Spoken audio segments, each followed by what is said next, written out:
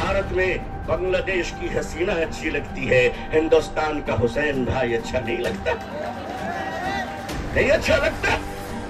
माननीय प्रधानमंत्री जी कहा करते हैं कि हमारे जमाने में जब हम बचपन में थे तो ईद के रोज हमारे घर में खाना नहीं बनता था, पड़ोसी मुसलमान खाना भेजता था। प्रधानमंत्री जी, मुसलमान आज भी जिंदा है, आप इजाजत दीजिए मोहब्बत से प्योर शाकाहारी खाना हम आज भी ईद में भेजने को तैयार हैं। हम यहाँ लड़ने या हुकूमत को धमकाने या किसी समुदाय विशेष को ललकारने के लिए नहीं आए हैं, बल्कि जंतर मंतर पर लोकतंत्र और संविधान में दिए गए अपने अधिकार के रक्षा के लिए आए। अगर यहाँ एक शाकाहारी पत्नी मांसाहारी पति के साथ अपने जीवन को बिता सकती है तो हिंदू और मुसलमान इस देश में साथ में क्यों नहीं रह सकते? मैं अपने मीडिया के भाई बहनों को अच्छी तरह जानता हूँ, इन्हीं के बीच तो बड़ा हुआ। आखिर इन्हें हम नहीं जानेंगे तो क्या ट्रंप साथ जानेंगे? हम यहाँ लड़ने या हुकूमत को धमकाने या किसी समुदाय विशेष को ललकारने के लिए नहीं आए हैं, बल्कि जंतर मंतर पर लोकतंत्र और संविधान में दिए गए अपने अधिकार के रक्षा के लिए। आयोश नहीं करेगा, अल्लाह तुम्हें कभी जलील नहीं करेगा। ऐ रोजेदारों के अजीम मजमे है मुसलमानों, आप आज ये बता दीजिए कि जिस तरह इफ्तार में वक्त से पहले आप गिलास शरबत की पिया नहीं करते, उसी तरह मजमे आम में भी अपने डिसिप्लिन को कभी तोड़ा नहीं करते।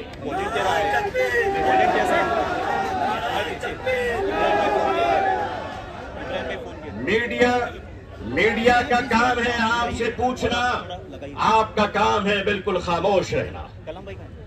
आप एतकाफ की नियत कर लें इंशाअल्लाह। मैं अपने मीडिया के भाई बहनों को अच्छी तरह जानता हूं, इन्हीं के बीच तो बड़ा हुआ हूं। आखिर इन्हें हम नहीं जानेंगे तो क्या ट्रंप साहब जानेंगे? इनका और हमारा बड़ा गहरा रिश्ता है, लेकिन आपको ये बता देना चाहते हैं, हम यहाँ लड़ने या हुकूमत को धमकाने या किसी समुदाय विशेष को ललकारने के लिए नहीं आए हैं, बल्कि जंतर मंतर पर लोकतंत्र और संविधान में दिए गए अपने अधिकार के रक्षा के लिए आए हैं।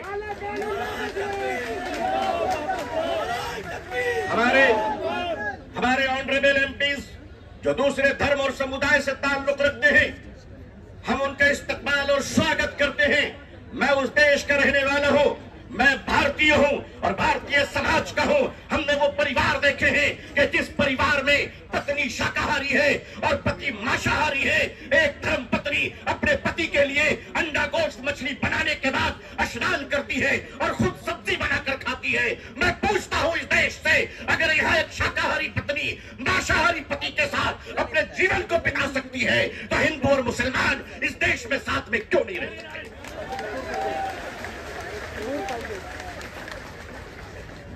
सिर्फ हमारे साथ इफ्तार अच्छा लगता है? सिर्फ हमारे साथ इफ्तार अच्छा लगता है? हमारे माननीय प्रधानमंत्री जी क्या प्यारे लगते हैं जब कोई तशरीफ ले जाते हैं।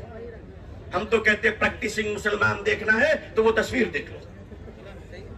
अगर आपको प्रैक्टिसिंग मुसलमान देखना है, आपको अगर प्रैक्टिसिंग मुसलमान देखना है तो पॉलिटिकल पार्टी में इफ्तार देख लीजिए, कितने प्यारे प्यारे हसीन और जमील मुसलमान नजर आते हैं।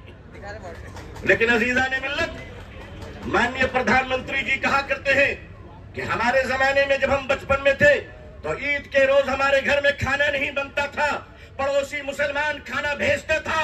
प्रधानमंत्री जी, मुसलमान आज भी जिंदा है, आप इजाजत दीजिए मोहब्बत से प्योर शाकाहारी खाना हम आज भी ईद में भेजने को तैयार हैं। मानिए, हमारे घर का चूल्हा बंद नहीं हुआ है, आपके दर की मोहब्बत का दरवाजा बंद हो गया है। ऑल इंडिया मुस्लिम पसंदीदा बोर्ड अपने बुजुर्गों की क़यादत में यहाँ आया है। हमने पढ़ा था कि शेखुल इस्लाम सर पे कफन लेकर जाया करते थे। हमने पढ़ा था कि शेखुल हिंद कफन लेकर जाया करते थे। हम मानते हैं हमने उन बुजुर्गों को नहीं देखा, मगर उन बुजुर्गों की निस्बतों से मुंसलिक ये चश्मो चिराग की हिफाजत कर लो मुसलमानों। मुसलमानों, आज अपनी क़यादत की हिफाजत कर लो और क़यादत पर एतमाद कर लो। इंशाअल्लाह याद रखना, हम इस्लाम की भी हिफाजत करेंगे। ऐ देश हिंदुस्तान, हम तेरी भी हिफाजत करेंगे।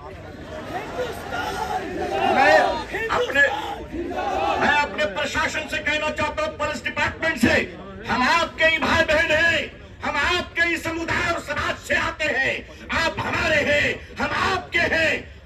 नाम है, कल नहीं रहेंगे।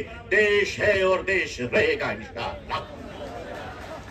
औकाफ, ये जो वक्फ की जमीनें हैं, ये बिलीवर्स की चैरिटी है, ये मुसलमानों के बुजुर्गों ने चैरिटी की है, और ये देश की जमीनें देश में रहेंगी और देश ही के काम आएगी। मैं जेपीसी को सिर्फ इतना कहता हुआ जाना चाहता हूं कि आपने बड़ी नाइंसाफी से काम लिया है, बड़ी नाइंसाफी से काम लिया है।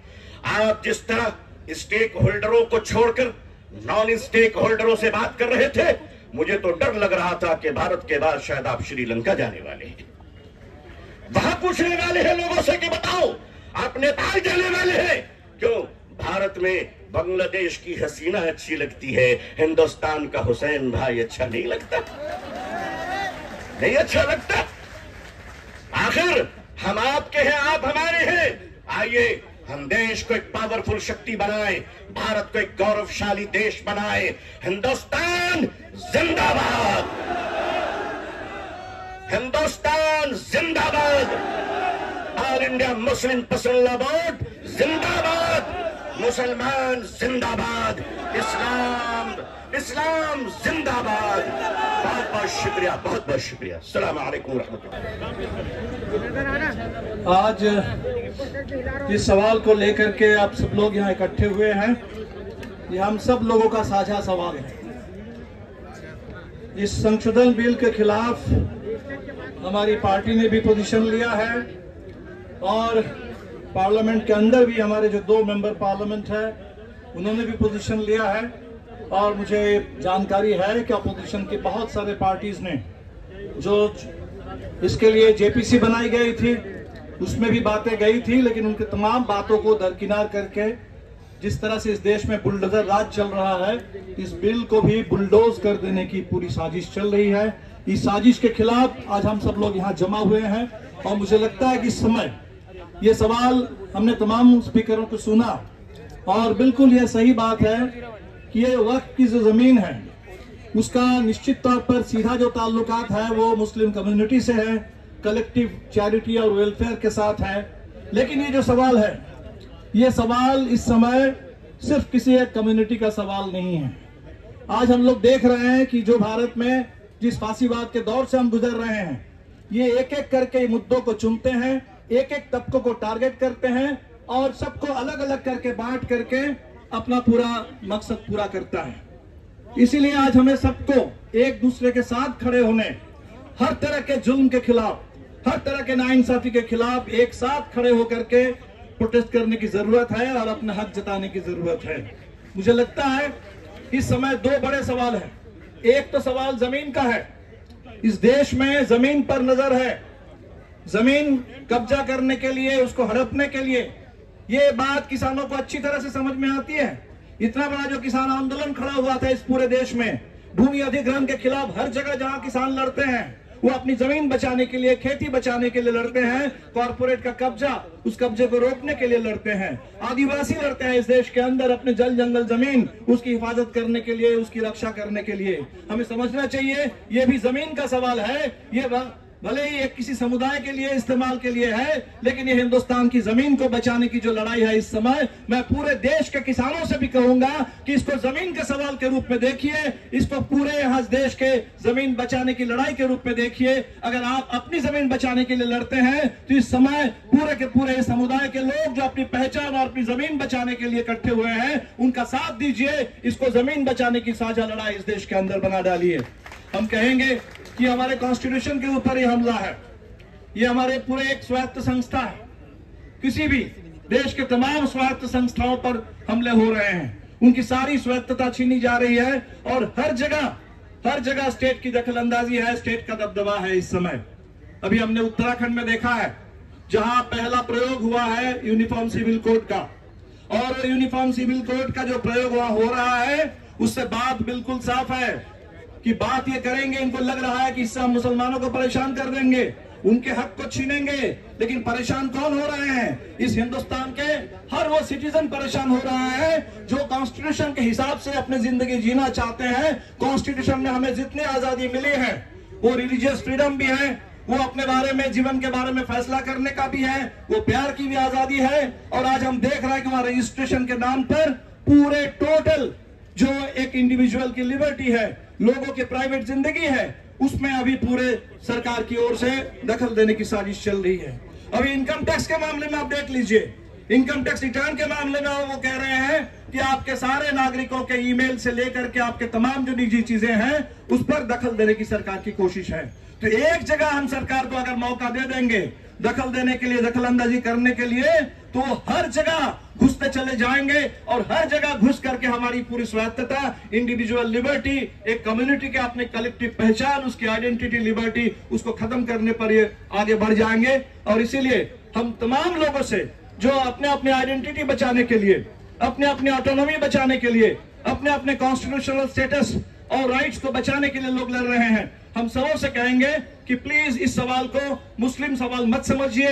हमने देखा इस देश में जो सिटीजनशिप अमेंडमेंट एक्ट आया, उसको पहले शुरू में लोगों ने यही सोचा था कि शायद ये कम्युनिटी का कोई सवाल है, एक कम्युनिटी को नीचा दिखाने के लिए, एक कम्युनिटी को अलग करने के लिए किया गया। लेकिन आज ये बात इस मुल्क को समझ में आ रही है कि ये पूरे कॉन्स्टिट्यूशन के ऊपर हमला था और इसीलिए वो शाहीन बाग से जो आंदोलन शुरू हुआ था कॉन्स्टिट्यूशन को लेकर के, अपने प्रियम्बल को इस समय पूरे आजादी के घोषणा पत्र बना करके तिरंगे झंडे के साथ, इस बार हमने देखा कि आज पूरे देश में आरक्षण बचाने के लिए भी बिल्कुल उसी तरह से लोग लड़ रहे हैं कॉन्स्टिट्यूशन की हिफाजत करने के लिए। और इसीलिए बड़ी एकता की जरूरत है। हम निश्चित तौर पर आप लोगों के साथ हैं और आपने जो कहा है कि एक शुरुआत है, आगे और लड़ाई है, ये अंगराई है। इस पूरे लड़ाई के हर कदम पर आपके साथ रहेंगे क्योंकि कॉन्स्टिट्यूशन का सवाल है, ये देश में इंसाफ का सवाल है, इस देश की साझी विरासत, इस देश की साझी विरासत गंगा जमुनी तहजीब, उसका सवाल है, ये हिंदुस्तान की एकता का सवाल है, ये इस देश मुल्क के आगे बढ़ने के रास्ते का सवाल है। और इसीलिए आप लोगों ने आज हमें बुलाया है, आपके लिए, इसके लिए मैं शुक्रिया अदा करता हूं। और इतनी बड़ी तादाद में आप लोग यहाँ जुटे हैं, आप सब लोग इस समय ये चाह रहे हैं कि लोग डर जाएं। ये डर का ही निजाम है, फांसीवाद और कुछ नहीं होता है, लोगों को डराने का निजाम है। हम किसी को डरना नहीं है इस देश के अंदर, इस हम सच के साथ है, संविधान के साथ है, एक दूसरे के साथ रहेंगे और डर के खिलाफ बिल्कुल अपने आवाज को बुलंद करते रहेंगे। खामोशी नहीं, आवाज बुलंद करने की जरूरत है। डर नहीं, इस समय साहस की जरूरत है, इस समय हम एकता की जरूरत है। हम सब लोग साथ हैं, लड़ेंगे, जीतेंगे।